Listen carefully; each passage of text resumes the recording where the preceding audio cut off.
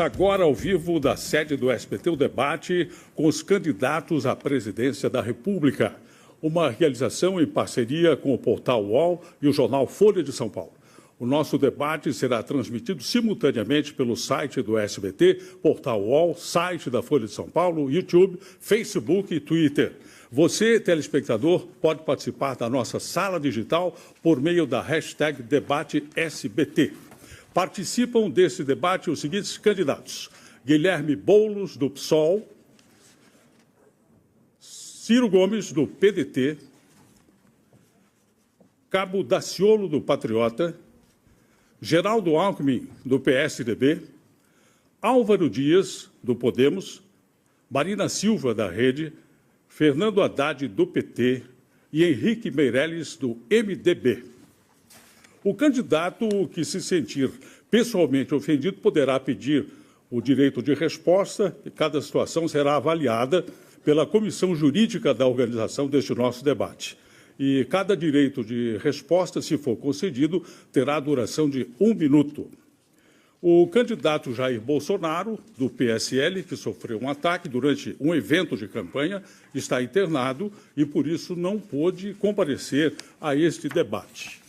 O debate terá 3 blocos e você vai conhecer agora as normas desta primeira parte. Candidato pergunta para candidato em ordem pré-definida por sorteio. Cada candidato faz uma pergunta e cada participante só pode ser escolhido uma vez para responder. O autor da pergunta tem direito à réplica e o candidato escolhido tem direito à tréplica. A pergunta terá duração de 30 segundos, resposta 1 minuto e 15 segundos, réplica de 30 segundos e a tréplica de 45 segundos. Eu gostaria de pedir a gentileza a todos os senhores da plateia não se manifestarem durante o debate em respeito às normas do debate, aos candidatos aqui presentes e também aos nossos telespectadores. De acordo com o sorteio, a primeira pergunta é de Guilherme Boulos, do PSOL. Candidato, boa tarde. O senhor pode escolher para quem vai a pergunta e perguntar 30 segundos para a pergunta. Boa tarde, Nascimento. Vou perguntar ao candidato Geraldo Alckmin. Alckmin, eu sou professor e dei aula durante o seu governo. Faltava giz na sala de aula, faltava papel higiênico no banheiro das escolas, professores desvalorizados. Até escola você quis fechar e os estudantes secundaristas não deixaram. O IDEB mostrou agora o resultado desastroso dessa política.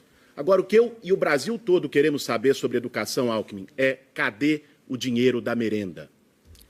Olha, primeiro cumprimentar aqui o Nascimento e cumprimentar a candidata, os candidatos, e dizer 3 coisas. Primeiro, São Paulo cresceu no IDEB no primeiro ciclo. Cresceu no IDEB no segundo ciclo, perdeu 0,1 no ensino médio, mas os nossos melhores alunos que fazem vestibulinho estão no Paula Souza. Então, o INEP e o MEC deveriam, no próxima prova, permitir que eles também pudessem ser avaliados. São Paulo tem a melhor rede de ensino técnico e tecnológico da América Latina, as ETECs e FATECs, as melhores universidades do país. Nós não fechamos nenhuma escola, nós tínhamos 5 milhões de alunos. Hoje temos 3,8 milhões de alunos. Há uma mudança demográfica. Então, tem lugar que falta escola que nós construímos, e construímos em grande quantidade. E tem lugar que a escola não tem aluno. Nós precisamos aproveitar esse prédio para a pré-escola, para a EMEI, onde faltam vagas. Então, uma visão corporativa, como sempre, distante do interesse público, é meu dever aproveitar bem os recursos públicos. 30 segundos para a réplica. Curioso que o Alckmin não falou da merenda. Espero que possa falar na sua tréplica. Onde está o dinheiro da merenda? Agora, Alckmin, a gente sabe muito bem, você apresenta um paraíso aí que não existe. E a gente sabe que, apesar de alguns te chamarem assim, você não é nenhum santo. Nós sabemos que não é apenas a questão da merenda, é o escândalo do trem-salão, é o escândalo do rodoanel, é o escândalo do metrô. Eu e meu partido não temos rabo preso. E o sentimento do povo nas ruas, Alckmin, é que você é o Sérgio Cabral que não está preso. Olha, esse é o nível do candidato que representa, né, candidato a presidente da República. Eu tenho 40 anos de vida pública, sempre trabalhei, não fui desocupado, não invadi propriedade, não tenho nenhuma condenação. 40 anos de vida pública, vida limpa. A merenda escolar fomos nós que descobrimos, a Polícia Civil de São Paulo e o Ministério Público. Não tem ninguém envolvido, isso ocorreu em 5 estados. Uma lei feita para comprar 30% de agricultura familiar, você não tem como comprar de 1 por 1, compra de cooperativa. Quem entregava, ao invés de pegar da agricultura familiar, entregava de grandes estelionatários que foram punidos, nada a ver com o governo. O governo não teve um prejuízo. Obrigado. Agora, o candidato Ciro Gomes, do PDT, será o segundo a participar. Por favor, candidato, escolha para quem vai a sua pergunta e, na sequência, pode perguntar 30 segundos. Fernando Haddad. Haddad, o Brasil, como você sabe, é um país muito grande. E nessa grandeza do Brasil há uma diversidade profunda. Você pode encontrar uma verdadeira Califórnia, ali ao redor de Lucas do Rio Verde, do meu amigo Piveta, né, lá no Mato Grosso, mas pode encontrar também um semiárido onde falta tudo, até mesmo água. E isso exige que o presidente da República conheça o Brasil. Qual é a sua proposta para o desenvolvimento regional? Bom, agradeço a pergunta do Ciro Gomes, fico feliz com o seu restabelecimento, saúdo a sua presença aqui. Queria dizer que talvez eu tenha sido, dos ministros do governo Lula, e você participou do governo Lula, o ministro que mais andou pelo país por uma razão. Eu levei universidades federais para 126 municípios do país, que não tinham oportunidade educacional. Levei institutos federais, os chamados IF ou IFES, para 214 cidades do país. A quantidade de creches que nós construímos pelo Pró-Infância, uma coisa extraordinária por todo o país. Eu entreguei praticamente 1.500 unidades no país. Fora ônibus escolar para a população rural que andava de pau de arara, banda larga para todas as escolas urbanas, de maneira que eu rodei o país com o presidente Lula e conheço o Brasil. Nós fizemos um inventário agora das obras paradas. Tem 2.800 obras paradas no país, em geral de logística, ou seja, para baratear o custo da produção. São estradas de ferro, estradas de rodagem, linhas de transmissão, energia renovável. E nós vamos retomar essas obras para o desenvolvimento acelerar. 30 segundos para a réplica. O Brasil precisa, de fato, de um presidente que conheça profundamente os detalhes da sua geografia econômica. Senão, não vai entender a importância de se fazer energia em Roraima, onde estamos dependentes da Venezuela, o arco metropolitano do Recife, ou a adutora do Agreste, a adutora do Oeste, em Pernambuco, a ferrovia Oeste-Leste na Bahia, concluir a Transnordestina, concluir o projeto São Francisco, enfim, duplicar a BR-116 na chegada do Rio Grande, onde está a metade sul do Rio Grande do Sul, que mais empobreceu no país. A sua tréplica, por favor, 45 segundos. Ciro, todas essas obras que você elencou, elas estavam no PAC e foram paralisadas justamente no governo Temer, que aprovou uma emenda constitucional exótica. Ele simplesmente congelou o gasto público por 20 anos. O que acabou acontecendo? Comprimiu o investimento. Fez isso com a ajuda, inclusive, da base aliada, contando com o PSDB, que aprovou essa mesma emenda constitucional. Assim, nós não vamos longe, porque para gerar empregos, nós precisamos de várias coisas. Primeiro, uma reforma bancária. O banco paga 6 quando você deposita, cobra 100 quando você toma. Segundo, uma reforma tributária. E o terceiro, uma reforma fiscal para recuperar o investimento público e gerar empregos. Muito obrigado. Candidato Cabo Daciolo, do Patriota, é o terceiro a perguntar. Candidato, por favor, escolha para quem vai a sua pergunta e pode fazê-la. Ciro. Glória a Deus. Glória a Deus. A bandeira nacional coloca ordem e progresso. Nunca tivemos ordem nem progresso no país. Boa parte da culpa é dos senhores que aqui estão. Não tem saúde, não tem educação, não tem infraestrutura, não tem saneamento. O que fazer? Principalmente na área da saúde. O Brasil, meu caro Cabo, precisa de um projeto nacional de desenvolvimento e nós avançamos muito. Nós fomos a economia que mais cresceu do pós-guerra até o ano 80. De lá para cá, você tem toda a razão, as coisas estão descambando. O Brasil perdeu o seu parque industrial de uma forma muito extensa e o Brasil anunciou, com a Constituição de 88, uma profunda mudança institucional que não está sendo cumprida. Na saúde, especificamente, o que eu acho que nós precisamos fazer? Revogar a emenda 95, aquela que proíbe a expansão de investimentos em saúde, educação, segurança, que é um tema que lhe é tão caro e do qual você entende tão bem, mas também infraestrutura e em todas as outras tarefas públicas para deixar livre o dinheiro da banqueirada, que é quem de fato está mandando na política brasileira. De outro lado, nós precisamos incrementar a gestão e a eficiência. Eu estou pensando, só para dar um exemplo, nesse plano, criar um fundo nacional de premiação das unidades de saúde, os postos de saúde, que atingirem metas antecipadamente anunciadas, de satisfação do usuário, de prevenção da diabetes, da hipertensão arterial e da prevenção da mortalidade materna e infantil. Com isso, nós podemos dar até um 15º salário aos bons profissionais que derem resposta a isso. E um conjunto de policlínicas para exames especializados e consultas com especialistas. Cabo Daciolo tem 30 segundos para a réplica. A democracia é uma delícia, é uma delícia. O senhor ficou doente, eu espero que o senhor esteja melhor. O senhor ficou doente e correu para o Sírio-Libanês.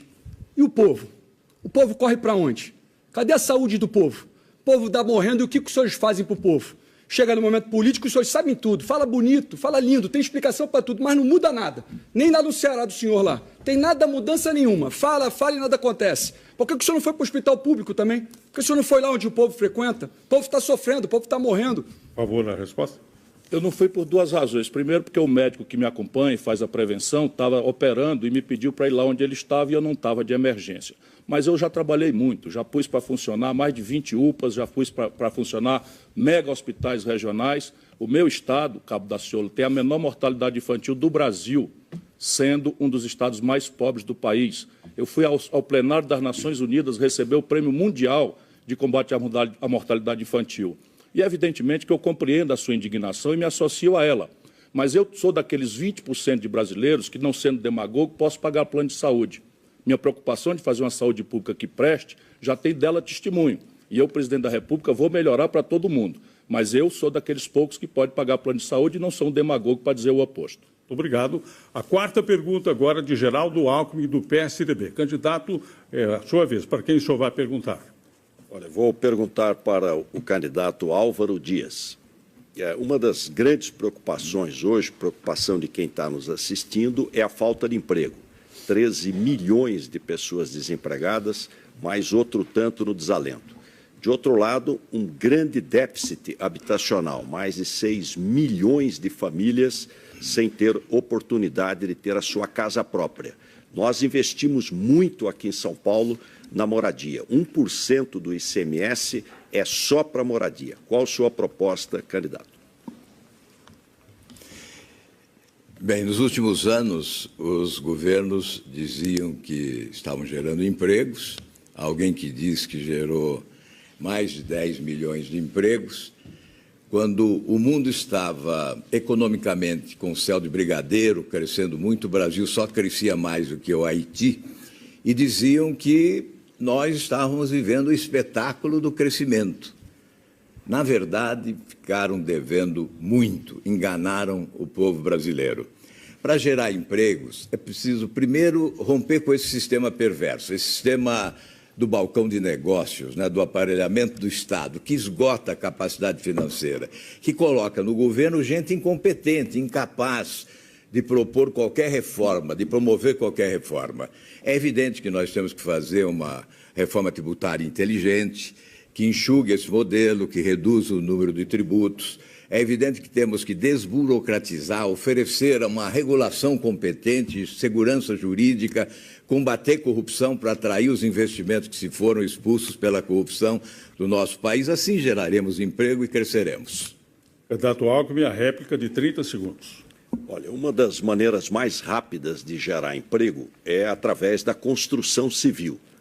Nossa meta é construir 3 milhões de moradias para as famílias de menor renda que não têm a sua moradia. Em São Paulo fizemos a primeira PPP do país, trazendo as pessoas para morarem mais perto do centro, mais perto do trabalho, um sucesso a parceria pública-privada, complementamos o Minha Casa Minha Vida e um programa próprio do Estado. Então, 3 milhões de unidades habitacionais, 5 milhões de empregos na construção civil. Candidato Álvaro Dias, 45 segundos para a tréplica.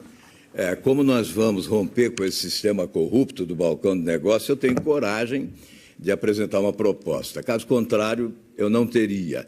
Ao lado do meu vice-presidente Paulo Rabelo de Castro, nós temos um plano de entregar a documentação de 5 milhões de imóveis irregulares hoje, em favelas, loteamentos e área rural. Certamente, investiremos no indivíduo como cidadão. Ele terá a casa própria, morando com dignidade e segurança. Terá acesso a saneamento básico, à água tratada, à energia. Não será um cidadão amedrontado, correndo o risco do despejo a qualquer momento. Serão 5 milhões de moradias legalizadas. Muito bom. A quinta pergunta deste bloco é também de Álvaro Dias, que acabou de falar, do Podemos. Candidato, por favor, a quem dirige a sua pergunta? Eu vou dirigir ao Meirelles, que está lá no outro extremo. Eu acompanhei nesses anos como senador esse desmanche das finanças públicas brasileiras quando o senhor estava no governo, com empréstimos a grandes empreiteiras, aos campeões nacionais e a países para obras no exterior com recursos do BNDES que saíram do Tesouro Nacional. 478 bilhões, 13% de juros para que o BNDES emprestasse a 3% a 6%. O senhor continuará praticando essa política? Em primeiro lugar, eu quero agradecer o SBT, não só pelo debate, mas pelo horário do debate e que permite a todos assistirem e acompanhar, mesmo quem não tem condições de assistir o debate mais tarde, por razões de ter que levantar muito cedo. Eu gostaria de dizer que enfrentei o problema dos empréstimos do Tesouro ao BNDES de frente, ao contrário de muita gente que só conversa. Eu, como ministro da Fazenda, nós tomamos como primeira medida cobrar do BNDES 100 bilhões de reais, que foram devolvidos ao Tesouro Nacional dos 500 bilhões que tinham sido emprestados pelo governo anterior. E, a partir daí, fomos em frente. Agora, um dos problemas dessa eleição é exatamente isso. Ficam todos fugindo das propostas objetivas e fica-se discutindo coisas que são importantes, mas que deveriam ser periferais. Candidato Álvaro Dias, 30 segundos para a réplica. Importante não, muito importante. Os senhores alimentaram ditaduras corruptas e sanguinárias com dinheiro público do Brasil. Emprestaram de 3% a 6% e o povo brasileiro é obrigado, na equalização das taxas de juros, a pagar 342 bilhões de reais até 2040. Isso é um crime de lesa pátria que os senhores praticaram. O que o senhor tem a dizer, voltando ao governo, vai recuperar isso, vai devolver isso ao povo brasileiro? Eu acredito que o candidato ou não ouviu ou fez de conta que não ouviu. Eu disse que, quando estava no Ministério da Fazenda, eu não emprestei recursos ao BNDES, muito pelo contrário, eu cobrei do BNDES. Nós diminuímos o total de empréstimos do Tesouro Nacional ao BNDES, que era a minha responsabilidade. Eu era ministro da Fazenda, não era presidente do BNDES e nem ocupava outro cargo. E, nessa função, não só diminuímos o déficit público, diminuímos as despesas e, principalmente, recuperamos muitos empréstimos que estavam, inclusive, emprestados para outros países, como Venezuela e etc. Rigor com a finança pública. Muito obrigado. Agora é a vez de perguntar Marina Silva, da Rede. Candidato, por favor, para quem vai a sua pergunta. Guilherme Boulos. Boulos, você é professor, eu também, e o Brasil está estacionado em termos de desenvolvimento humano.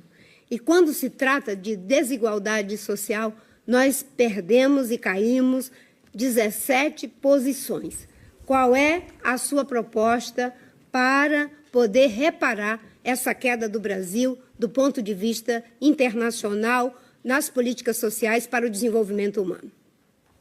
Marina, nós temos que retomar o investimento público.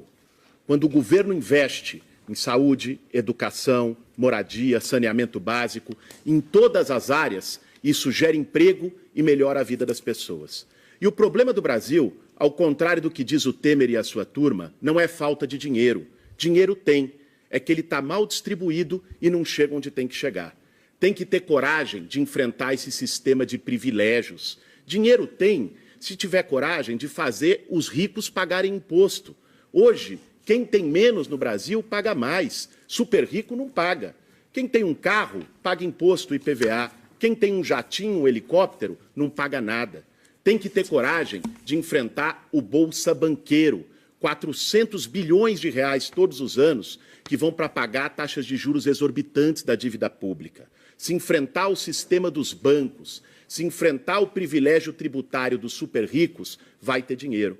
Vai ter dinheiro para moradia popular, vai ter dinheiro para melhorar a vida das pessoas com saneamento básico, a educação, que é um tema essencial, e a saúde.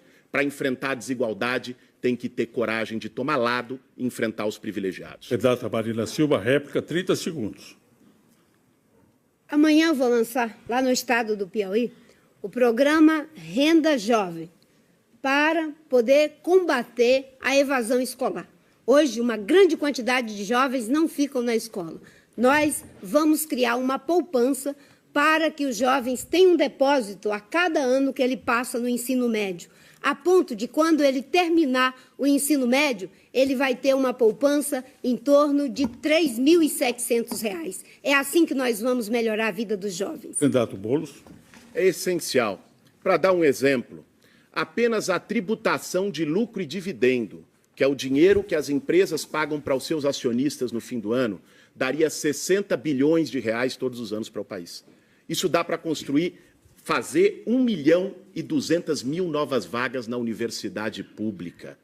Apenas se cortar no Bolsa Empresário, que são desonerações fiscais negociadas por deputados que tiveram suas campanhas financiadas por empreiteiras, por banqueiros, por agronegócio e depois receberam a farra fiscal, hoje consomem 380 bilhões do orçamento. O Bolsa Empresário é 10 vezes o Bolsa Família. Se cortar o privilégio dessa gente, dá para fazer muita coisa para os mais pobres no país e enfrentar a desigualdade. Muito obrigado. Agora é a vez de Fernando Haddad, do PT, perguntar. Candidato, o senhor pode perguntar para o Cabo Daciolo ou para a candidata Marina Silva. Pode escolher e fazer a pergunta, por favor. Marina, eu gostaria de perguntar para você o seguinte.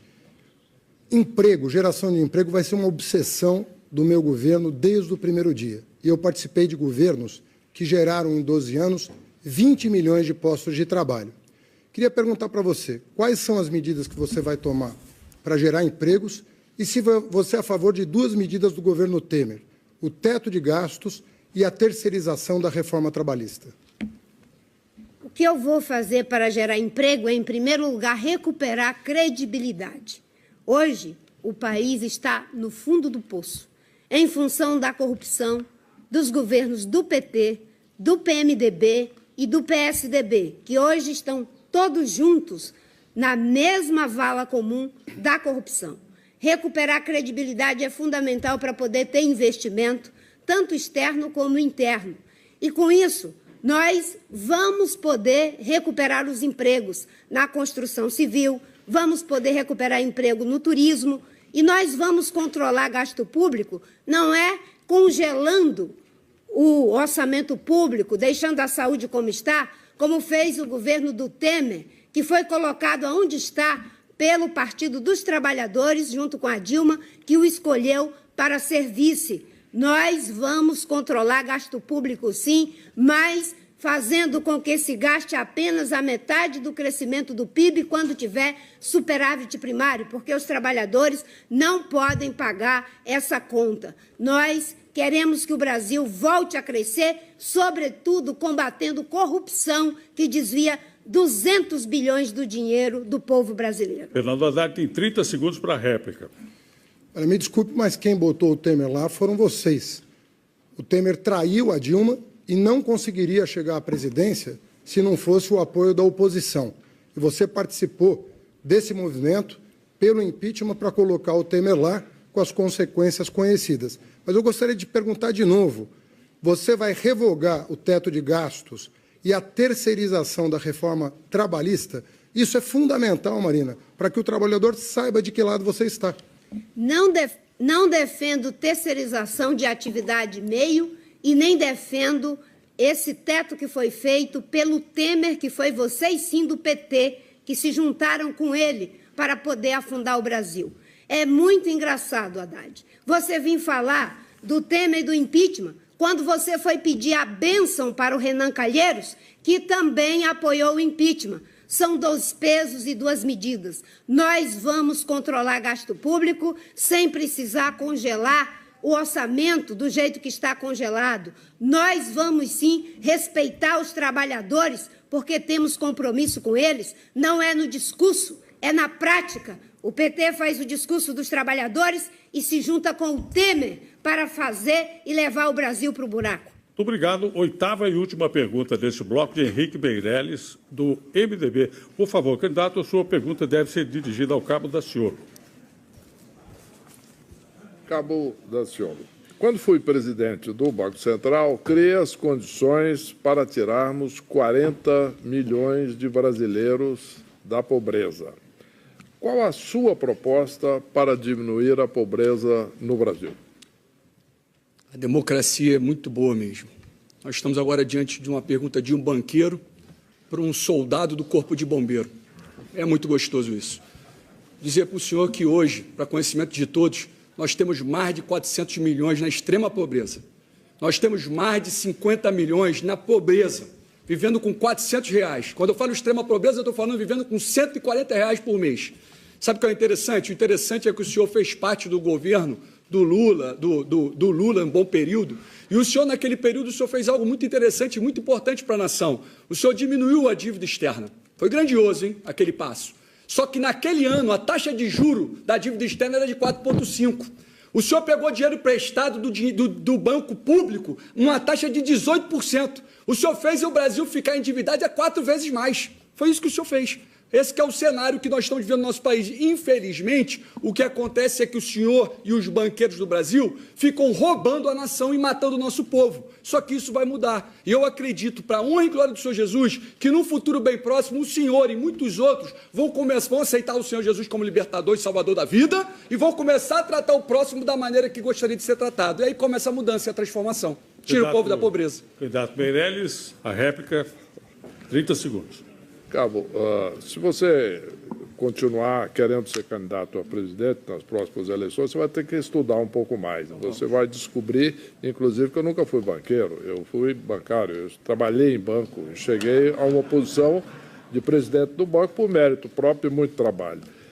Criamos, sim, oportunidade para 10 milhões de pessoas começaram a trabalhar no governo do Lula. E agora vamos criar 10 milhões de empregos no meu governo nos próximos 4 anos. Cabo Daciolo, 45 segundos. Só tem um jeito do povo voltar a trabalhar. Nós tivemos um período maravilhoso para a nação brasileira que foi de 2006 a 2010. Foi o momento que o governo federal, a União, investiu em infraestrutura e saneamento do nosso país. Foi no momento do PAC. Alguma coisa estava acontecendo verdadeiro. Nesse momento, a máquina oxigenou. E até mesmo os empresários privados começaram a colocar dinheiro. Foi um momento de crescimento. Infelizmente, o senhor agora, junto com o senhor Temer, no governo dele agora, entrou com as reformas. O que mudou a reforma para o povo brasileiro? O senhor entrou com uma reforma trabalhista só tirando tudo do povo. Entrou com teto de gasto acabando com o povo durante 20 anos. Quero dizer que eu vou revogá-las. Vou revogar e vamos fazer o crescimento e o povo vai sair dessa lama. E nós vamos pegar todos os corruptos e vamos prender. Vamos guardar os verdadeiros bandidos e vamos tirar o deles e botar para o povo. Muito bem, muito obrigado. Encerramos aqui o primeiro bloco. Na segunda parte do debate, jornalistas do SBT, Folha de São Paulo e UOL farão perguntas para os candidatos. Esse debate também é transmitido pelo site do SBT, pelo portal UOL e site da Folha de São Paulo. Voltaremos em instantes. SBT, eleições 2018.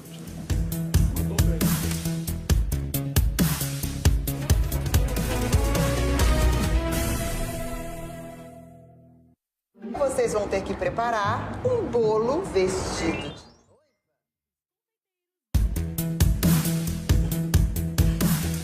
Estamos de volta com o debate com os candidatos à presidência da República e neste bloco nós teremos a participação de jornalistas do SBT, do jornal Folha de São Paulo e também do portal UOL.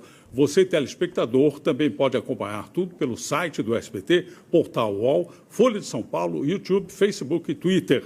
Participe com a hashtag DebateSBT. Lembrando que o candidato Jair Bolsonaro, do PSL, não pôde comparecer a esse debate porque ainda se recupera do ataque que sofreu durante um evento de campanha há 20 dias. Pode escolher o candidato e fazer, então, a sua pergunta. Boa noite, Nascimento. Boa noite a todos. A minha pergunta é para o candidato Ciro Gomes. Boa noite, candidato. Espero que o senhor esteja se recuperando bem da sua cirurgia. Se o senhor vencer a eleição, a gestão Ciro Gomes terá quadros do PT em cargos de confiança e ministérios? Se eu ganhar as eleições, eu vou compor o meu governo assim como eu compus os governos que eu já dirigi. Fui prefeito de Fortaleza, fui governador do Ceará, que são a 5ª maior cidade e o 8º estado brasileiros. E o que eu fiz foi buscar metade dos meus auxiliares, e pretendo fazê-lo como presidente, serem mulheres. Quero que todos tenham excelência técnica e todos tenham compromisso com a decência, assinarão um termo de comprometimento com um conjunto de códigos e regras de comportamento, que já foram replicados também no meu governo. E quero que eles tenham adensamento político tanto quanto possível. Não digo necessariamente partidário, adensamento político. Mas eu, francamente, se puder governar sem o PT, eu prefiro. Porque, nesse momento, o PT representa uma coisa muito grave para o país, menos pelos benefícios, que não foram poucos que produziu, mas mais porque transformou-se numa estrutura de poder odienta, que acabou criando o Bolsonaro, essa aberração. E esse conflito entre os dois vai levar o nosso país para um fundo do poço que eu não quero testemunhar que aconteça. Débora, 15 segundos para o complemento. O MDB é um partido que está fazendo parte de todos os governos desde a redemocratização. O senhor convidaria o MDB para integrar o seu governo? O MDB no meu governo será destruído pelos caminhos democráticos que eu puder movimentar. Mas é preciso ter bastante clareza que há vários MDBs. Por exemplo, Roberto Requião, senador do Paraná, me honraria muito se pudesse me ajudar a governar o Brasil. Por exemplo, Jarbas Vasconcelos, com quem eu não tenho afinidades propriamente no campo político, mas é um homem decente. Mauro Benevides, do PMDB do Ceará, também é um homem decente. Ou seja, com o conhecimento de causa que eu tenho, eu sou capaz de dialogar com o centro, com a esquerda, com a direita, pelo meu trânsito. Sou bom amigo praticamente de todos aqui, não é? Colega de praticamente a maioria, e tenho capacidade, porque eu sei que o Brasil precisa disso, a capacidade de dialogar para encerrar essa confrontação odienta que está levando o nosso país para a violência. Muito obrigado. Agora a vez o jornalista Fernando Canzian, da Folha de São Paulo. Boa noite, Fernando. Para qual candidato vai a sua pergunta? Boa noite a todos. A minha pergunta é para o candidato Fernando Haddad. Candidato, o senhor tem mantido uma rotina de, todas as segundas-feiras, visitar o ex-presidente Lula na cadeia em Curitiba. O senhor esteve lá nessa segunda. A minha pergunta é, isso não reforça a percepção de que o senhor é um candidato teleguiado? E o senhor vai manter, se presidente, uma ponte aérea entre Brasília e Curitiba? Obrigado pela pergunta. Em primeiro lugar, eu sou, com muita honra, advogado do presidente Lula, e vou às segundas-feiras, porque ele está injustamente preso. A sentença que o condenou não para de pé, não apresentaram uma única prova contra ele, e eu não vou descansar enquanto ele não tiver um julgamento justo, inclusive no exterior, porque na Organização das Nações Unidas, na ONU, já se prevê um julgamento no primeiro semestre do ano que vem, de mérito do seu caso, pela perseguição que ele vem sofrendo. Em segundo lugar, isso não é assim que funciona um governo. Um governo é composto por várias forças políticas que assinam um compromisso com o programa aprovado nas urnas. Acabo de ver o Ciro Gomes dizer que não pretende governar com o PT, mas poucos meses atrás me convidava para vice-presidente na sua chapa e chamava essa chapa de Dream Team, o time dos sonhos. Então não é assim que se faz política, demonizando quem não está junto com você circunstancialmente. Obrigado. Canzian, 15 segundos para o seu complemento. Agora, algumas candidaturas, inclusive o senhor, criticam o candidato Jair Bolsonaro de ter um assessor econômico, Paulo Guedes, chamado de posto Ipiranga. O Lula não está funcionando como um posto Ipiranga para o senhor também? Olha, quem responde... eu fui coordenador do plano de governo, que era para ser do Lula. Nós lutamos até os 47 minutos do segundo tempo para que o Lula fosse candidato. E fui eu que coordenei o plano de governo do presidente Lula, que agora é o meu plano de governo. E o meu compromisso é com o plano de governo que está registrado no Tribunal Superior Eleitoral. E toda aliança que eu vier a fazer no governo terá um pressuposto. Eu não vou demonizar ninguém. Eu vou perguntar para deputados e senadores se concordam com aquela plataforma. Porque aquela plataforma vai tirar o Brasil da crise, como nós fizemos em 2002. Quem mais gerou oportunidades nesse país foram os nossos governos, e o Brasil vai voltar a ser feliz de novo a partir de janeiro. Obrigado. Agora a participação do jornalista Diogo Pinheiro, do portal UOL. Diogo, boa noite. Por favor, a sua pergunta. Boa noite, Nascimento, candidatos. Boa noite a todos. Minha pergunta é para o candidato Geraldo Alckmin. Candidato, o presidente de honra do seu partido, Fernando Henrique Cardoso, divulgou uma carta pregando a união dos partidos, dos candidatos de centro, contra a polarização da esquerda e da direita nesta eleição. Uma reunião que contaria com a presença do senhor, da candidata Marina, do candidato Meireles, do candidato Álvaro Dias, chegou a ser agendada, mas não aconteceu. O senhor desistiria da candidatura a favor dos colegas ou acha que eles devem desistir em prol da sua candidatura? Olha, o presidente Fernando Henrique fez um documento não dirigido aos partidos nem às pessoas, mas ao eleitorado, dizendo que precisamos evitar a marcha da insensatez. De um lado, a volta do PT, que levou o país a 13 milhões de desempregados, com uma irresponsabilidade na questão das contas públicas, um projeto de poder, só de ganhar a eleição. O Brasil é secundário, né? Então, evitar que o PT volte ao poder. De outro lado, evitar também a insensatez de um candidato que não tem as menores condições, que representa o que há de mais atrasado na política brasileira, com uma intolerância num país, né, tão plural como é o Brasil. É natural que as demais candidaturas são legítimas, nós jamais criaríamos esse constrangimento, mas acho que o eleitor vai nessa reta final, nesses 10 dias, fazer uma reflexão e nós estamos otimistas. Diogo Pinheiro, 15 segundos. Se o senhor não pretende desistir, imagino que o senhor terá que se acostumar até o final da campanha em ver no noticiário político-policial diariamente integrantes do PSDB ou de governos tucanos citados em casos de corrupção. Como combater a corrupção no Brasil se não consegue contê-la no próprio partido? Olha, todos os partidos estão fragilizados, nós não passamos a mão na cabeça de ninguém, quem errou, paga. Ninguém está acima da lei. Nós não somos como outros partidos que ficam tentando desmoralizar instituições. Nós queremos instituições fortes, todos estão subordinados à lei, quem errou paga por isso. Agora, eu quero ser presidente e reunir-se em uma grande aliança, porque o Brasil só vai mudar com as reformas, só faz reformas se tiver maioria, o resto é conversa fiada, e eu quero falar com você que está nos assistindo, que nós vamos trabalhar para recuperar a economia, o Brasil voltar a ter confiança, fazer reformas, gerar emprego, ter governo que funcione, desburocratize, destrave a economia.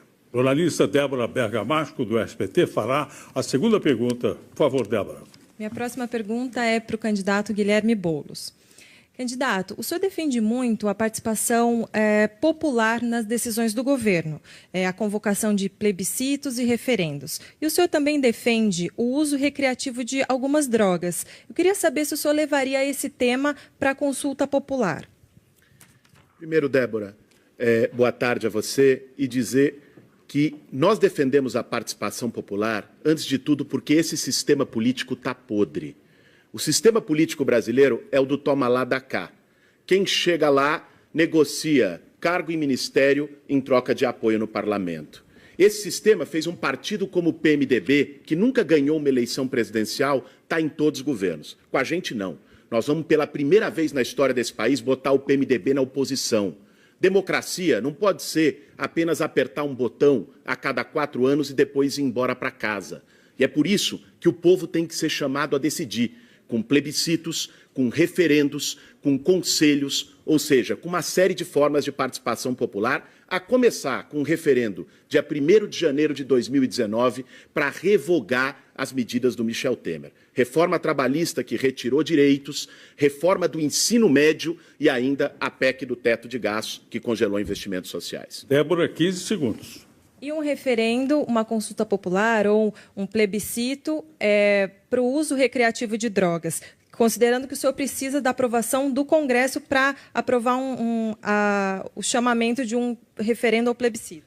Eu acredito na participação popular e acredito que isso deve ser feito com um diálogo com a sociedade. Levaria, sim, questões como essa a referendo, quebrando preconceitos. Antes, criando as condições para que a sociedade pudesse ter acesso ao debate de maneira séria, não apenas com punitivismo. A política de drogas, por exemplo, que você mencionou. A política de drogas no Brasil, que é uma guerra às drogas, é uma insanidade. Está matando jovens negros nas periferias, está encarcerando a nossa juventude e o resultado é que o tráfico de drogas só cresceu e as pessoas não deixaram de usar drogas por isso. Até porque o comando do crime organizado está muito mais perto da Praça dos Três Poderes em Brasília do que do barraco de qualquer favela desse país. Nós vamos, sim, colocar em pauta a descriminalização das drogas, abuso de substância é caso do SUS, não do Código Penal. Muito obrigado. Agora vamos para a segunda participação de Fernando Canzian, da Folha de São Paulo. Fernando, por favor, sua pergunta vai para quem? A minha pergunta é para a candidata Marina Silva. Candidata, a senhora defendeu o impeachment em 2016 e apoiou a candidatura do senador Aécio Neves em 2014. Nesta eleição, segundo as últimas pesquisas, o Datafolha, inclusive, vem configurando um segundo turno entre Fernando Haddad, do PT, e Jair Bolsonaro, do PSL. A senhora mudaria a chave e apoiaria Fernando Haddad contra Jair Bolsonaro, que a senhora tanto critica, no segundo turno? Obrigada pela pergunta. Eu quero falar com as mulheres que agora estão nos assistindo. Nós temos aqui 7 homens e uma mulher. E eu espero, contando com o seu voto, estar no segundo turno, se Deus quiser, e o povo brasileiro. Com o seu voto, eu quero provar que uma mulher de origem humilde pode sim governar o Brasil, fazer para os pobres, mas sem roubar, com competência, com eficiência. Eu quero dizer para você que uma coisa eu tenho claro. Se fosse hoje, sabendo do que a Lava Jato trouxe, não estaria apoiando nenhuma dessas candidaturas. Eu tenho dito que, se ganhar, vou governar com os melhores da sociedade, da academia, as pessoas que não se corromperam dos partidos. Eu vejo aqui um homem honrado do PT, o Suplicy, não se corrompeu. Eu não tenho compromisso com corrupção de ninguém. Justiça para todos. Ok, Canzian, 15 segundos. Então, se a senhora acredita que estará no segundo turno, o que a senhora faria no segundo turno para tentar convencer o PT a apoiá-la? As pessoas de bem, eu tenho certeza que estarão comigo. Esse não é um movimento de partido. Para mudar a sociedade brasileira, não é uma questão partidária, é a postura do brasileiro. Estão querendo substituir a população pelo centrão. É isso que levou o Brasil para o fundo do poço. Hoje, a maioria dos que estão no palanque do governador Alckmin estavam no palanque da Dilma. A minha aliança é com o povo brasileiro, com as mulheres, com os jovens, com os trabalhadores, com os empresários de bem. É assim que eu vou chegar ao segundo turno. É uma luta de Davi contra Golias. Mas o bom é que o Davi ganhou do Golias. É o tostão contra o milhão. E, se Deus quiser, nós estaremos lá. Mais uma vez, participação de Diogo Pinheiro, que é do portal UOL. Pode fazer sua pergunta, Diogo. Vai para quem? Candidato Henrique Meirelles. Candidato, enquanto a intervenção federal estiver em vigor no Rio de Janeiro, não é possível mexer na Constituição. Por conta disso, o presidente Temer sinalizou que pretende até acabar com a intervenção e discutir a reforma da Previdência já depois das eleições. O senhor integrou o governo Temer, que apresentou essa proposta, que foi muito criticada pela opinião pública. Eu queria saber do senhor, como o senhor conduziria esse processo ao lado do presidente Temer e quais seriam as 3 principais mudanças na Previdência? O Brasil vive uma situação de injustiça social. Aqueles que se aposentam mais cedo são aqueles que ganham mais. E isso é escondido da população. Aqueles que ganham menos, eles têm que chegar aos 65 anos de idade para se aposentar. Então, existe uma questão aqui de dizer a verdade, e isto é uma proposta que interessa ao povo brasileiro para estabelecer a justiça e para garantir que todos vão receber a aposentadoria no futuro. Por quê? Porque a minha proposta é uma proposta de resolver os problemas básicos do Brasil, estabelecendo um sistema mais justo para todos e, ao mesmo tempo, fazendo o Brasil crescer, para que nós possamos, de fato, criar empregos e empregar a população, para que depois todos possam também ter uma aposentadoria digna, mas até lá possam trabalhar e ganhar a vida com dignidade. Diogo, 15 segundos. O senhor não disse como conduziria esse processo com o presidente Temer, então eu pergunto para o senhor, qual seria o papel do presidente Temer no governo Meirelles? O senhor daria o cargo de ministro para ele, para garantir um foro contra escândalos de corrupção? Eu não respondi exatamente porque eu não faço parte do governo e ele que está decidindo se vai ou não vai encerrar a intervenção no Rio de Janeiro. No meu caso, eu acho que é uma proposta fundamental. Em relação a participações no governo, eu sempre escolhi equipe de primeira qualidade, pela competência, pela seriedade. Todos aqueles que trabalharam comigo, seja no Banco Central, seja na Fazenda, são pessoas que tiveram alto desempenho, excelente condição de trabalhar e olhar de frente para o povo brasileiro. Isto é, competência e integridade pessoal são as minhas características. Sou ficha limpa. Chegamos, então, à terceira rodada de perguntas, agora dos jornalistas do SBT, da Folha de São Paulo e UOL. Débora Bergamasco, é sua vez de perguntar novamente. Minha pergunta vai para o candidato Cabo Daciolo. Boa noite, candidato. Queria saber do senhor, que já foi filiado ao PSOL, qual é a sua opinião sobre a política de cotas? Cotas étnicas, sociais, de gênero e raciais. Olha, o que eu tenho para deixar disso? Fala, Daciolo. Fala para o povo. Negros, índios, quilombolas. O país é tão jovem, que nós temos 130 anos se passaram da escravidão. É tão recente tudo. Nós estamos visualizando, quando eu penso e paro e vejo alguém falando que vai tirar o FIES, ou vai tirar o ProUni, ou vai tirar o Bolsa Família. Essa pessoa nunca passou por uma necessidade. Essa pessoa nunca andou num transporte público. Essa pessoa nunca teve o que comer. Nunca faltou comida na casa dele. Nunca faltou comida para botar para os seus filhos. Quando acorda, não tem um emprego, está em busca de emprego, não tem emprego. Porque, infelizmente, o mar de lama e corrupção está no meio dos engravatados que não estão preocupados com o povo. Eles não estão preocupados com o povo, eles não estão preocupados com aqueles que não tiveram a oportunidade. Débora Bergamasco. Candidato, o senhor é a favor das cotas, tanto no ensino quanto no mercado de trabalho, para essas pessoas que eu comentei? Com certeza, e vou fazer um trabalho muito mais amplo, porque essas pessoas têm que ser abraçadas, não foram há 130 anos atrás, já não foram abraçados. Houve um erro do Brasil, não só dos políticos, agora eu falo, da nação brasileira de forma geral, porque nós passamos, hoje eu vim caminhando até aqui, o que eu vi aqui em São Paulo, favelas na calçada, as pessoas estão vendo e estão tratando o próximo como se não fosse nada. Recicla-se tudo, porque nós não vamos reciclar o ser humano? Por que nós vamos ajudar o próximo? Está muito além da política, Nós precisamos fazer algo verdadeiro para o próximo. Temos que tratar o próximo da maneira que gostaríamos de ser tratado. E vai mudar todas as coisas. Vou dar educação para esse povo e vamos transformar a nossa nação. Muito obrigado. Agora a terceira participação do Fernando Canzian, da Folha de São Paulo. Fernando, sua pergunta, por favor. Pergunta para o candidato Álvaro Dias.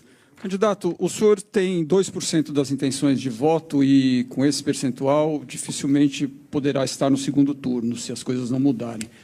No seu estado, o candidato Jair Bolsonaro lidera todas as pesquisas eleitorais. O senhor, como um crítico do PT, no segundo turno, o senhor apoiará Jair Bolsonaro?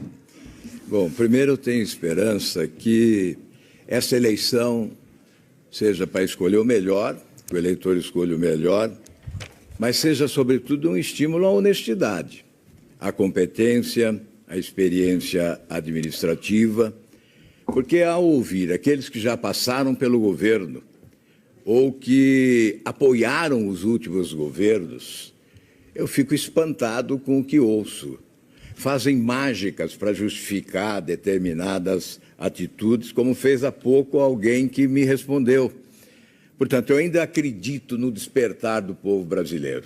Não é possível que essa nação queira ver esse confronto entre a extrema-esquerda e a extrema-direita.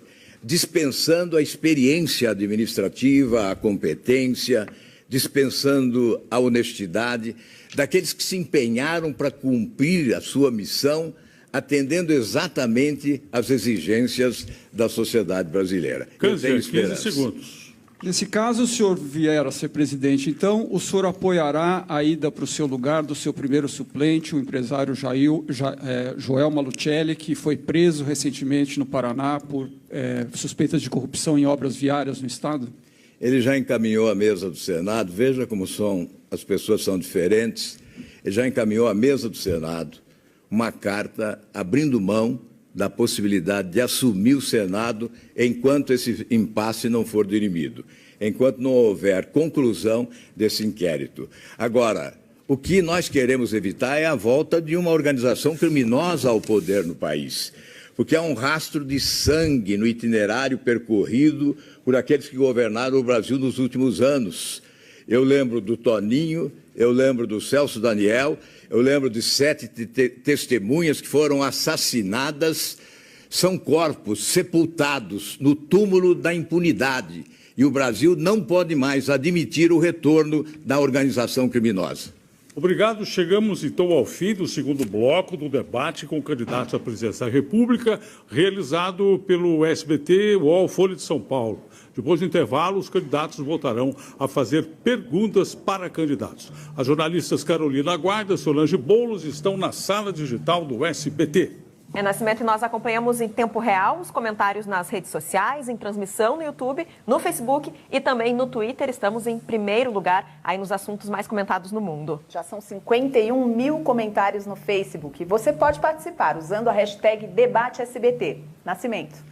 Esse debate também é transmitido pelo site do SBT, pelo site da Folha, pelo portal UOL. A gente volta já já. SBT Eleições 2018.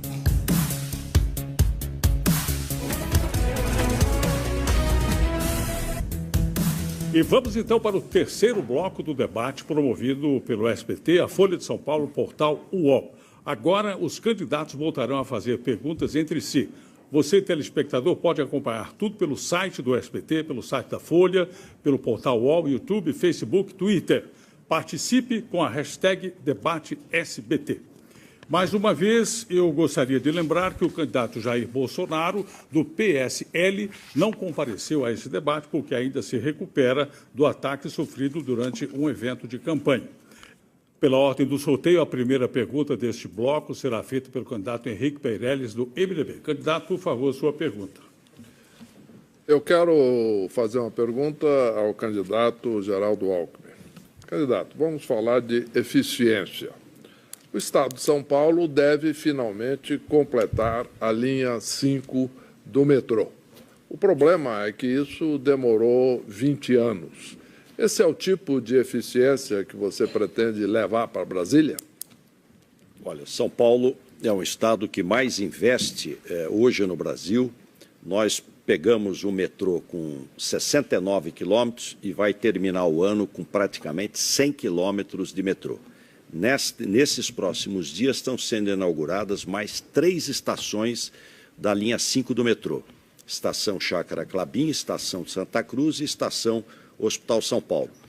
Ainda teremos outras estações a serem entregues daqui a algumas semanas, como a Estação Morumbi para o time lá, o time do São Paulo Futebol Clube. Levamos o trem até Cumbica, teremos o monotrilho até Congonhas. Nós estamos ampliando fortemente a rede de transporte sobre trilhos. Tenho viajado o Brasil e tenho um grande projeto para infraestrutura, que é emprego na veia. Estive lá no norte, no Pará, fui até o porto de Miritituba, é um escândalo a BR-163, carretas ficam atoladas quando chove, não conseguem chegar ao porto. Vamos concluir a BR-163, vamos melhorar o chamado Arco Norte, para poder fazer as saídas pelo rio Tapajós, também pelo Tocantins, e poder exportar os produtos brasileiros. Obrigado. Candidato Meirelles, 30 segundos para a réplica. Eu, quando estive no governo, tenho resultados concretos para mostrar. Como presidente do Banco Central, eu paguei a dívida do Brasil ao FMI, que tinha 20 anos, construímos reservas, construímos 280 bilhões de dólares de reserva, trouxe a inflação para baixo e o Brasil criou milhões de empregos. E isto é eficiência, candidato. Candidato Alckmin. Alguma coisa deu errado, né? Porque a economia era para crescer 4% este ano, depois do desastre do PT, que o povo perdeu 8% da renda, e o Temer é do PT, é o vice da Dilma, aliás, 2 vezes foi eleito vice-presidente da República junto com a Dilma e o PT, e o país não vai crescer esse ano 1%, 13 milhões de desempregados, 27% dos jovens também no desemprego. Nós vamos fazer as reformas, trazer de volta a confiança, reduzir imposto no setor produtivo e tributar dividendos, simplificação tributária e retomar a atividade econômica. Metrô, trem, rodovia, ferrovia é emprego na veia. Obrigado, candidato Fernando Haddad. Agora a sua pergunta, por favor. Perguntar para o Meirelles. Meirelles, eu fui ministro da Educação do Lula por muitos anos, 7 anos. E graças ao seu apoio, eu pude abrir a porta das universidades para o jovem trabalhador. ProUni, 2 milhões de bolsas, universidades federais Brasil afora, todas as cidades polo do país, sobretudo no interior, FIES sem fiador, grandes projetos de inclusão. Qual que será a sua política, se eleito, para a educação superior do Brasil? A minha política para a educação é uma política baseada na competência. Por exemplo, tudo aquilo que você se referiu, que você fez, foi possível porque o Brasil cresceu, aumentou a arrecadação pública e o governo teve condições de criar todos esses programas. Então, a primeira coisa que eu vou fazer é conduzir uma política econômica correta, adequada, e o Brasil vai crescer muito. O Brasil não só vai criar 10 milhões de empregos, mas o Brasil vai fazer mais, vai aumentar a arrecadação. E aí nós vamos poder, sim, criar mais universidades e melhorar a qualidade das universidades e a qualidade do ensino, porque isto é um dos problemas que hoje os estudantes enfrentam quando saem da escola, do ensino médio ou do ensino profissionalizante ou principalmente da universidade. Então, nós vamos aumentar a qualidade, investindo fortemente e melhorando a qualidade dos professores e demanda de desempenho. É importante que o estudante exerça o seu direito de aprender, não apenas o direito de passar de ano. E, em relação ao ProUni, nós vamos estender o ProUni também para as creches, para que as mães e os pais possam trabalhar quando é necessário, deixando a criança na creche. A réplica de Fernando Haddad, por favor. Eu agradeço os elogios, mas nós temos visões um pouco diferentes. Para ampliar o público universitário, nós temos que investir muito no ensino médio. O ensino médio é a atribuição dos governadores. E mesmo um estado rico como São Paulo, deixa muito a desejar. São Paulo caiu muito no ranking do Enem e do IDEB. O que nós vamos fazer? Nós vamos pegar cada escola de ensino médio federal, cada uma delas vai ter que adotar em cogestão escolas estaduais de baixo desempenho, porque aí assim mais jovens ascenderão para a universidade. A tréplica, candidato Meirelles, 45 segundos. Candidato Haddad, é importante você estudar bem o que aconteceu naquele período, porque estudando bem, você vai entender que isto tudo só foi possível, o aumento da arrecadação e os investimentos, porque houve uma política competente econômica, que existia alguém na presidência do Banco Central que estava criando todas as condições para o Brasil crescer, e para o Brasil crescer muito. Então, agora, eleito presidente da República, nós vamos criar, de fato, todas as condições para o Brasil crescer muito, melhorar a sua vida, você ter emprego, você ter renda e aí sim ter dinheiro para o ensino básico, para o ensino fundamental e também para o ensino universitário. A pergunta agora da candidata Marina Silva da Rede. Por favor, candidata. Minha pergunta é para o candidato Álvaro Dias. Álvaro, 40% dos lares brasileiros hoje são liderados por mulheres. Mulheres corajosas, trabalhadoras, que estão batalhando e defendendo seus filhos, suas famílias, com muita dificuldade. Hoje, o maior desemprego é sobre elas. Qual é a sua proposta para que as mulheres possam recuperar o emprego e combater os preconceitos? Marina, você tem razão, de 70 milhões de lares brasileiros, 30 milhões de lares são comandados, são liderados por mulheres. Nós temos que ter uma pauta em que a mulher seja protagonista no campo econômico e uma pauta de participação política. Abrir os espaços para a participação política da mulher. Há no governo uma Secretaria da Mulher. É preciso um choque de gestão nessa secretaria para que as políticas públicas voltadas à mulher sejam exercitadas com eficiência e comandadas por mulheres. Na área da cultura, por exemplo, a criatividade artística da mulher tem que ganhar visibilidade.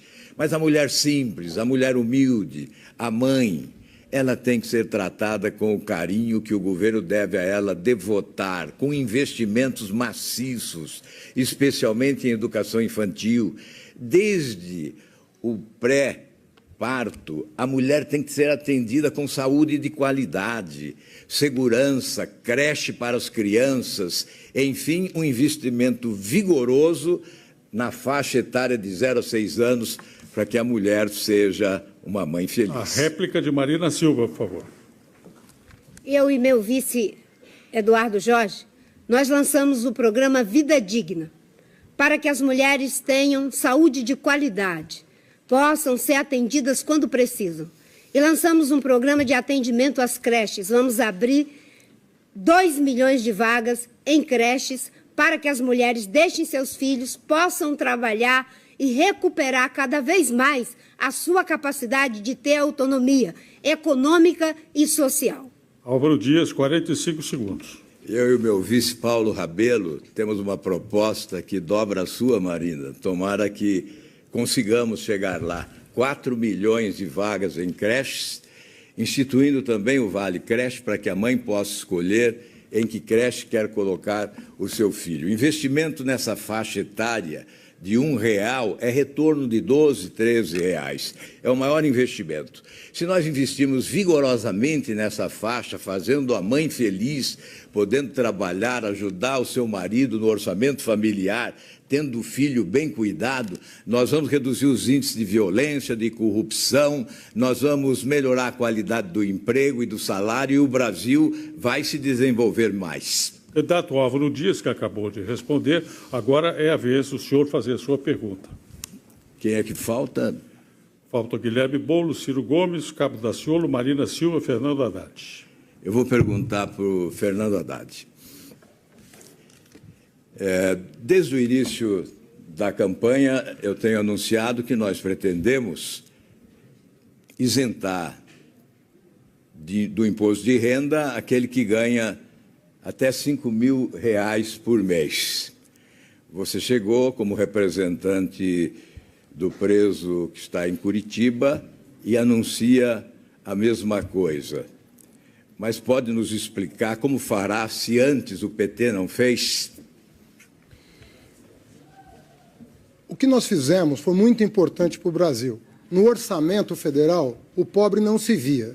Todos esses programas sociais que você conhece, Minha Casa Minha Vida, Luz para Todos, a transposição do Rio São Francisco, todos esses programas ProUni, interiorização das universidades federais, institutos federais, mais médicos, tudo isso que mudou a realidade brasileira saiu do orçamento federal.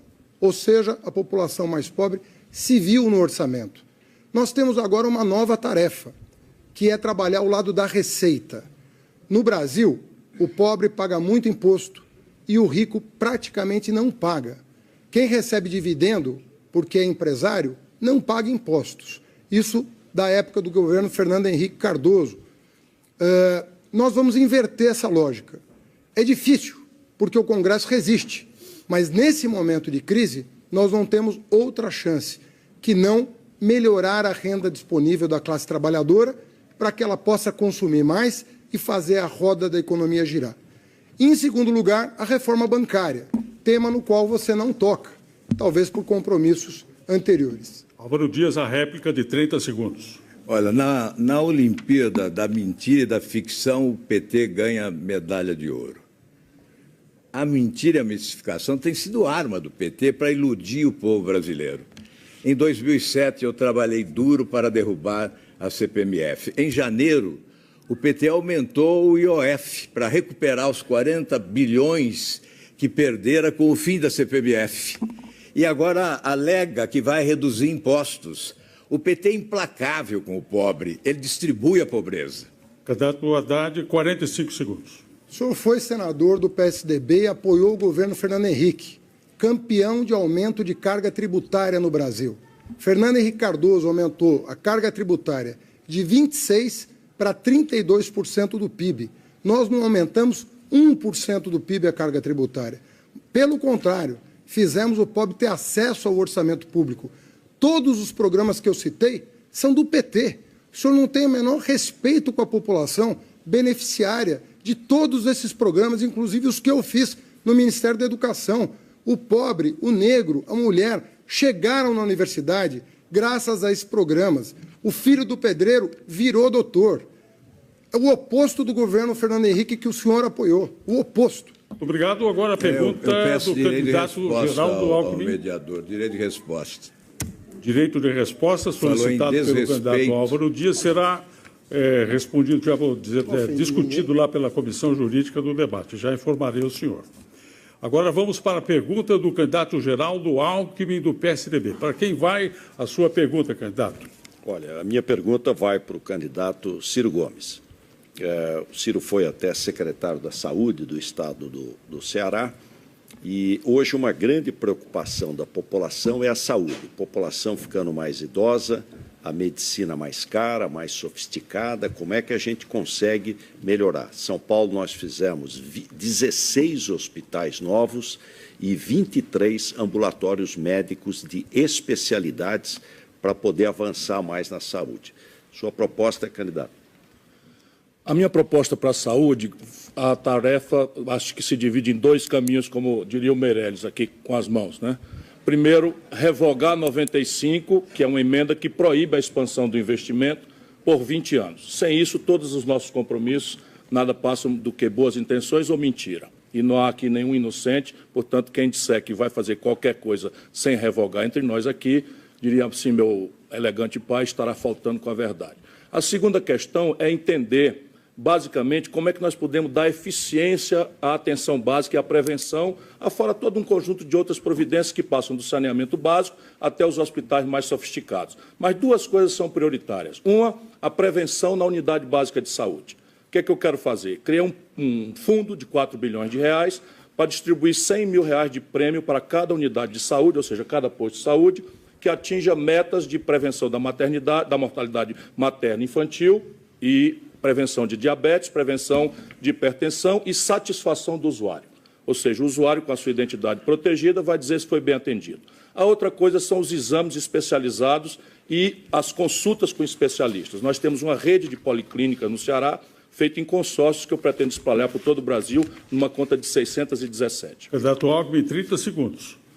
Olha, nós vamos investir muito no atendimento primário de saúde, que tem que melhorar a sua resolutividade, saneamento básico. 3 coisas levaram a vida da população no Brasil: água tratada, vacina e antibiótico.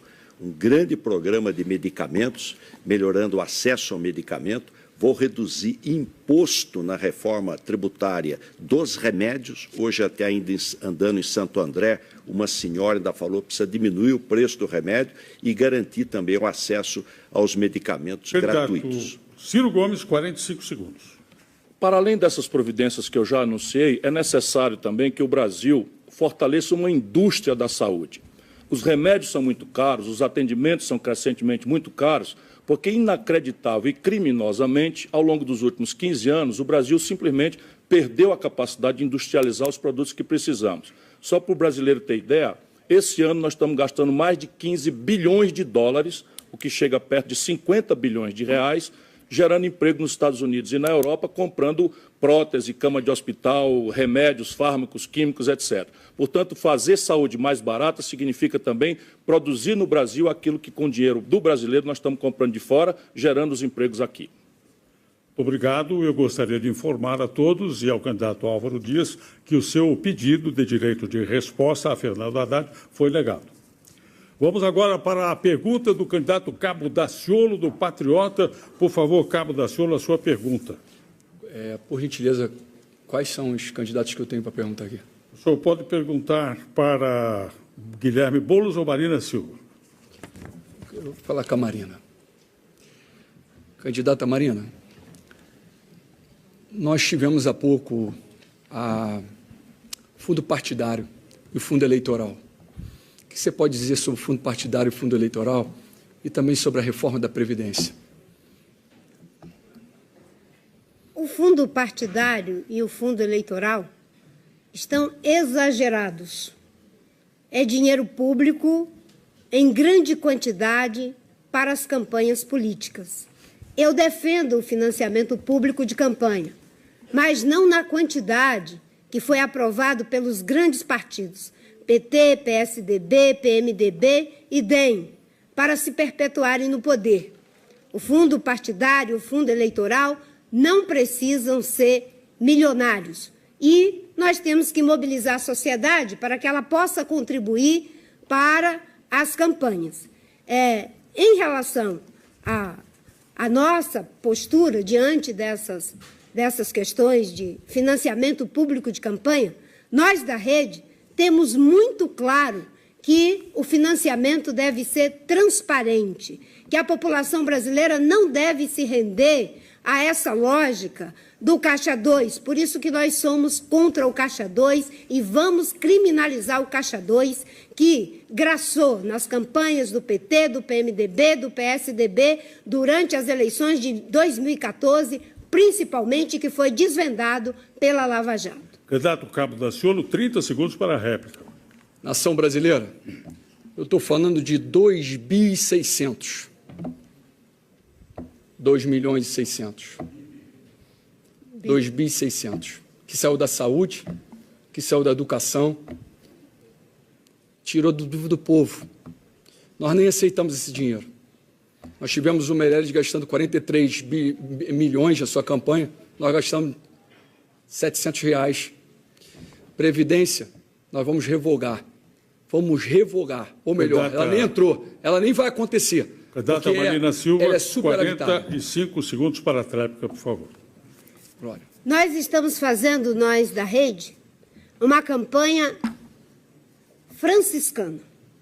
Os meus adversários têm bilhões, alguns deles, quando soma o fundo, tem $500 milhão, aliás, quando soma o fundo partidário e o fundo eleitoral, e nós estamos fazendo uma campanha com a contribuição da sociedade e um pouquinho do fundo eleitoral, porque eles tentaram evitar que o povo brasileiro faça a verdadeira mudança. O dinheiro que está sendo usado pelos grandes partidos é o que falta para você, mulher, ter a vacina do seu filho, o remédio no posto de saúde e a educação de qualidade para o seu filho. Nosso compromisso é com a transparência e o uso correto do dinheiro.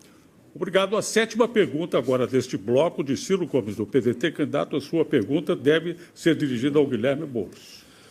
Guilherme, você que é o mais jovem aqui, não sei se o Daciolo é mais jovem, dos talentosos candidatos, ele é o mais jovem. Então, você que é o mais jovem, o jovem brasileiro tem um dilema absolutamente grave. Ele, por não ter experiência, não consegue um emprego. E por não ter a primeira oportunidade de trabalhar, não consegue ter experiência. Como é que você pretende encaminhar essa grave questão?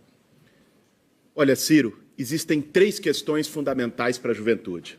A primeira delas é viver. A nossa juventude está sendo assassinada, sobretudo a juventude pobre e negra nas periferias. Assassinada por um regime de segurança, um sistema de segurança que, na verdade, é o sistema que lucra com a morte, com o tráfico de armas e munições. Por isso, nós precisamos desmilitarizar as polícias, ter um outro modelo de segurança que reveja a política carcerária, a política de segurança pública e invista em prevenção e inteligência. Eu não quero que os nossos jovens tenham a sua primeira arma como tem hoje, quero que tenham o primeiro emprego. Eu não quero construir presídios, eu quero construir escolas.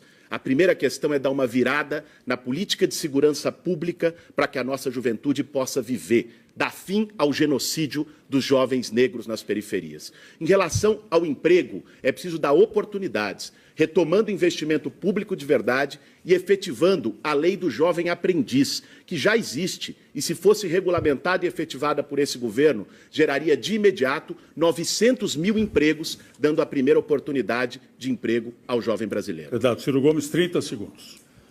O meu compromisso é levar a escola em tempo integral para toda a juventude que está a partir do ensino fundamental 2 até o ensino médio. Nesse ensino médio, ele há que ser de tempo integral e profissionalizante, e no terceiro ano, todos os jovens terão um estágio remunerado, pago pelo governo, nas empresas.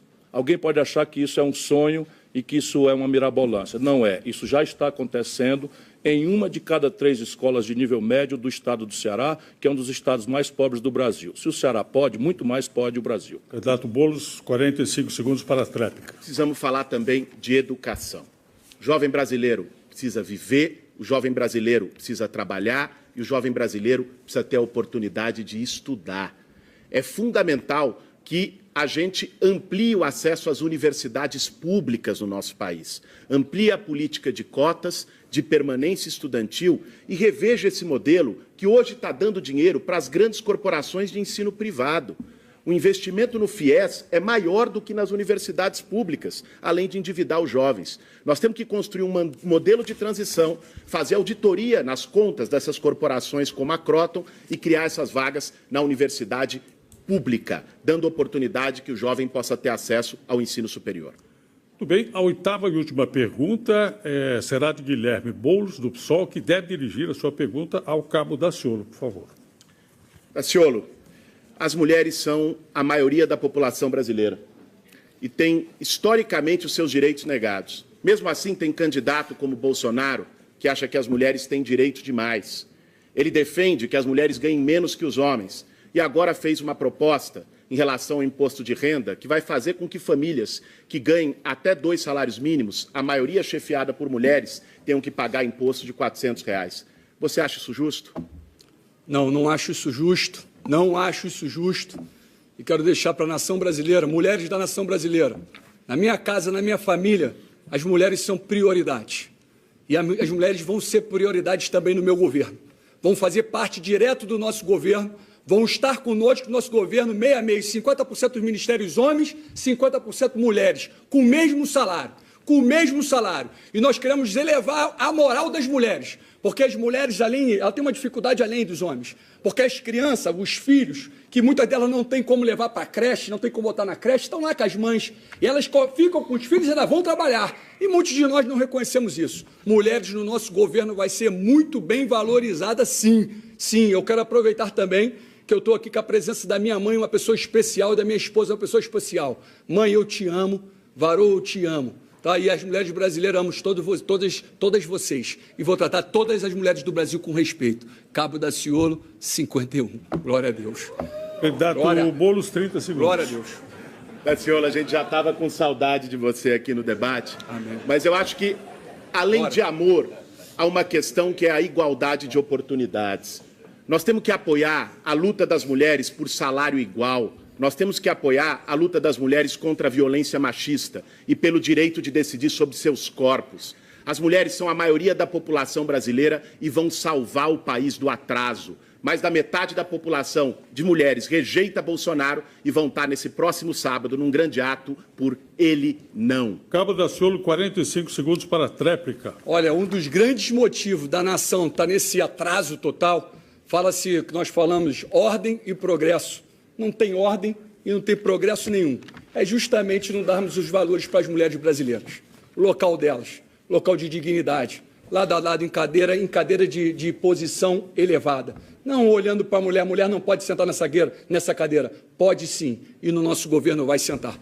Eu quero aproveitar, porque nós colocamos o tema do fundo eleitoral e eu falei 2.600. Teve 2.600 para bancar isso aqui, mas não tem 1.800 para botar o voto impresso. Nós precisamos votar em cédulas, porque há fraude nas urnas eletrônicas. Glória a Deus. Muito bem, vamos então agora para as considerações finais desse nosso debate. Cada candidato terá 1 minuto para falar. Conforme definido em sorteio, o primeiro a se pronunciar será o candidato Cabo Daciolo, do Patriota. 1 minuto, candidato. Eu quero agradecer, em primeiro lugar, a Deus pela essa oportunidade.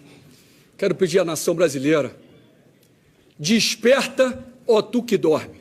Desperta. O momento é de renovação, o momento é do novo. O momento é de transformarmos a nossa nação.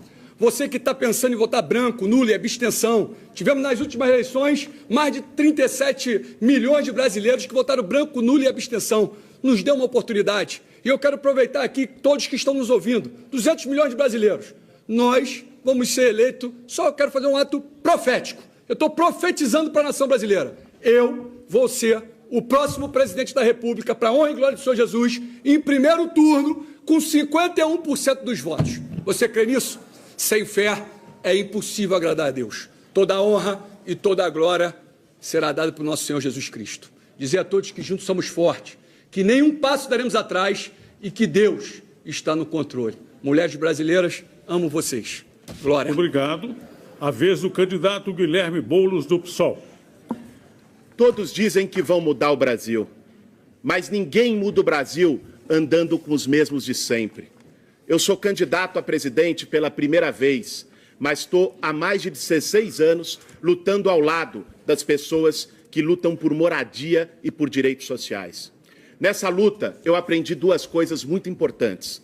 É preciso ter coragem e é preciso ter lado. Se você também é contra esse sistema político falido e acredita que dá para fazer diferente, vote 50.